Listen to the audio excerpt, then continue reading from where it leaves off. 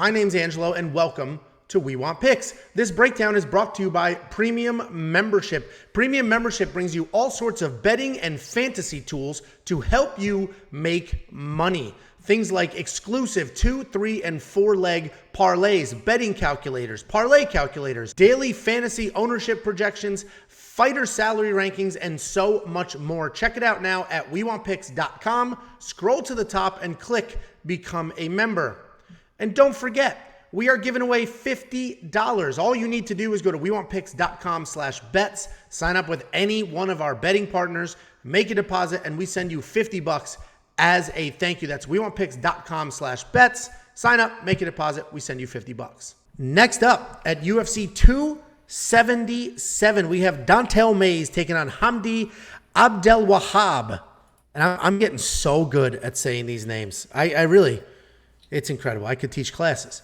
Don'Tale Mayes is 9-4 overall, 3-2 in his last 5, riding a 2-fight win streak. Hamdy Abdelwahab is 3-0 in his entire career, and he's stepping up on short notice. So not as much experience and no fight camp here.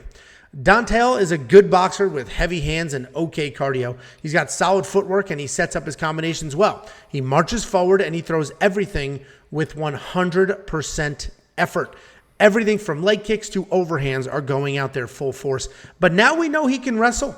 He's coming off that TKO win over Josh Parisian, where he had an incredible 6 takedowns and he landed 117 strikes to Josh's 24 to 117. That's a beating. Hamdy Abdelwahab is stepping up on short notice, like the last 3 people we broke down, and he's making his UFC debut. He is an Olympic wrestler for the Iranian Olympic team, not the Iranian Olympic team, the Egyptian Olympic team, but he's actually based out of New York. He does his camps with Renzo Gracie's team. He's comfortable striking, but he's a bit slow with it, and it is telegraphed. He does have real power in his overhand right, and he uses that to set up takedowns. He has gotten a little too used to striking, and I do worry that he's going to try to strike with Don'Tale, which would not be a very wise decision. Don'Tale Mayes went from fighting Justin Tafa, who's a heavy-handed striker, to fighting Hamdy, who's an Olympic wrestler. I think that's a miserable change-up in styles, right? You're going from fighting somebody who you know is going to stand in front of you to somebody who you are positive cannot wrestle if they choose to. Hamdy is a slight underdog. The line he's actually increasing. I thought it was going to go the other way, but he's becoming a slightly larger underdog as the week goes on. And on its surface, you have striker versus Olympic wrestler. And normally, you'd think the wrestler just steamrolls. This fight is a little different, though, because Hamdy does trade, and he doesn't immediately grapple. The more time he spends striking, the more danger he's going to be putting himself in.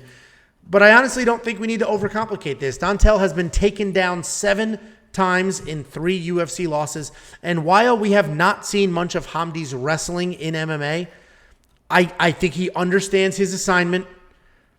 He's on a good fight team with very good fighters, solid fight IQ, good game planning. I think Hamdy gets the upset. I think he comes in here, gets the takedown, and that's it. I think it's literally Olympic wrestler. He knows he's an Olympic wrestler. He knows he's fighting a heavy-handed guy. If he goes out there and strikes, that's just incredibly low fight IQ. What do you think, Jakey Bazalutz?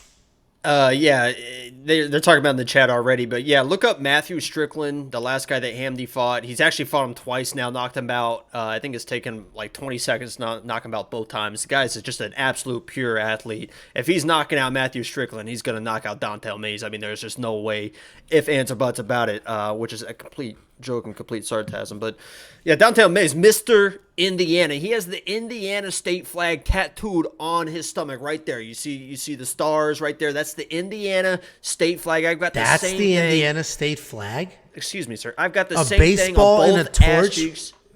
On both ass cheeks, I've got the exact same tattoo. You have Mr. arrows Indiana. pointing in. Those aren't arrows. Right. That's pretty good.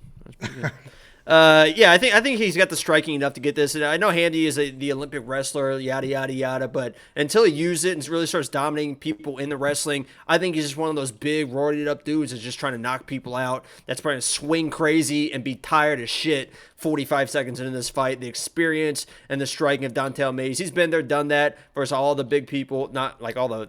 But literally big people. I mean, the guy's a big guy himself. So yeah, he's 6'6". Sorry, the graphic's wrong. He's 6'6". Very big man. Right. There's nothing he has not seen before.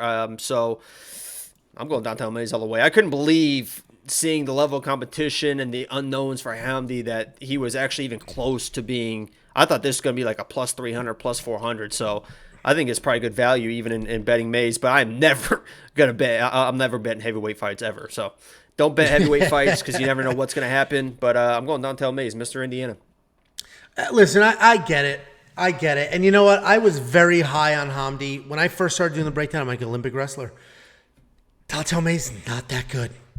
He's a good fighter, but he's not like, an Olympic wrestler. That means something. And maybe it doesn't mean anything to the rest of you guys, but that means at one point in time, which was only a few years ago, he was one of the best wrestlers on planet Earth. And Dontel Mays gets out-wrestled.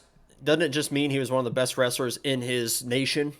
Correct, but okay. So some of the best some of the best wrestlers. Because there's a lot of athletes that go to the Olympics that aren't very good athletes. I'll tell you that. Okay, you need to settle down. Okay. Well, just saying, there's a lot of athletes that go to Olympics just because their country isn't good at something, but they're the best at it. So. Well, he is actually a legitimately good wrestler, and the bigger point here is that Dontel Mays gets taken down, I mentioned, 7 times in his 3 UFC losses. So in the UFC, the way you beat Dontel Mays, you take him down. 3 people have done it. They took him down 7 times. I think Hamdy can do it. Yeah, but he's on the Renzo Gracie fight team.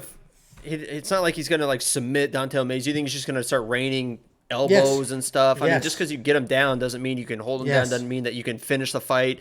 And if he doesn't finish the fight, that dude's going to gas, dude. That guy looks like a guy that just is out of breath eating a cheeseburger.